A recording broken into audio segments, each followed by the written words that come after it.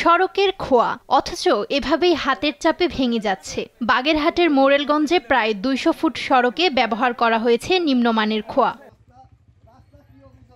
উপজেলার কালীখোলা বলভদ্রপুর কালী মন্দির বালিয়াডাঙ্গা সড়কে চলে এমন কাজ। এতে প্রতিবাদ জানালে মারধরের শিকার হন স্থানীয়রা। এলাকার রাস্তা আমরাই আঁটবো, আমরাই থাকবো, আমরা ইঞ্জিনিয়ারের কাছ থেকে কাজ বুঝতে নেবো যে আমাকে কাজটা ভালো করবেন। যদি সেটা অন্যায় করে সেটার প্রতিবাদ আমরা করব। যেভাবে আসলে কাজ করলে সুন্দর হয় সেইভাবেই কাজ হোক এবং ভালো মানের খোয়া, ভালো মানের ম্যাটেরিয়াল দিয়ে রাস্তা তৈরি হোক। আবিষ খোয়া ব্যবহার করছে এবং জনগণের পর চড়া হচ্ছে, আমরা তাদের সুবিচার চাই, আইনগত বিচার চাই। কন্ট্রাক্টরের কাছে যাওয়ার পরে তাকে জিজ্ঞাসা করি, সেই মুহূর্তে বাবুল মেম্বার আইসা আমাদের সাথে উচ্চ সহকারে কথা বলে, আমাকে গলা ধাক্কা দেয়, আমার ছোট ভাইরে গলা চাইপে ধরে, আমারে ধাক্কা দিয়ে ফালাই দেয়, আমার গায়ে ঘুষি মারে, ভিডিও করছে, সেই জন্য আমার ছোট ভাইয়ের ফোন নিয়ে যায়।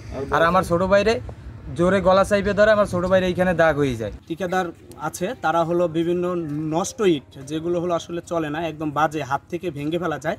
তখন এলাকার কিছু আমাদের এলাকায় যখন যারা বসবাস করে তারাই হলো এটার প্রতিবাদ করে।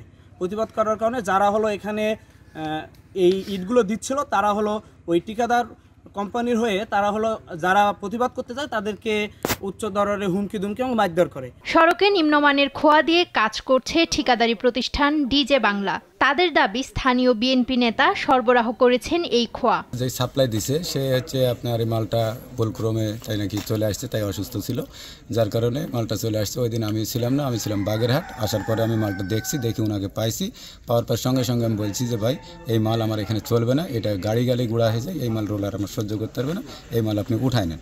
এ বিষয়ে জানতে বিএনপি নেতা মাহবুবুল হক বাবুল শেখকে বারবার চেষ্টা করা হলেও বন্ধ পাওয়া যায় তার ফোনটি। এদিকে স্থানীয়দের দাবির মুখে ঘটনাস্থল পরিদর্শন করে নিম্নমানের এই খোয়া অপসারণের নির্দেশ দিয়েছে কর্তৃপক্ষ।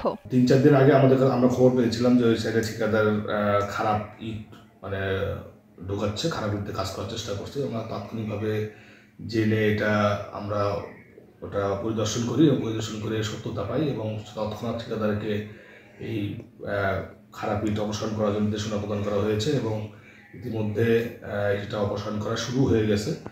হয়তো খুব শীঘ্রই এটা অপসারণ করলে আমরা পুনরায় ভিজিট করব। পুনরায় ভিজিট করে সমস্ত খারাপ খোয়া বা ইট অপসারণ করা শেষ হলে আবার পুনরায় তাকে কাজের নির্দেশ করা। 2,34,00,000 টাকা ব্যয়ে নির্মিত সড়কটির কাজ চলতি বছরের 30 জুন শেষ হওয়ার কথা থাকলেও নানা অনিয়মে এখনও আলোর মুখ দেখেনি সড়কটি। রাষ্ট্রীয় সম্পদের নয়-ছয় না করে টেকসই ব্যবহার নিশ্চিতের দাবি স্থানীয়দের। নিউজ ডেস্ক, দেশ টিভি।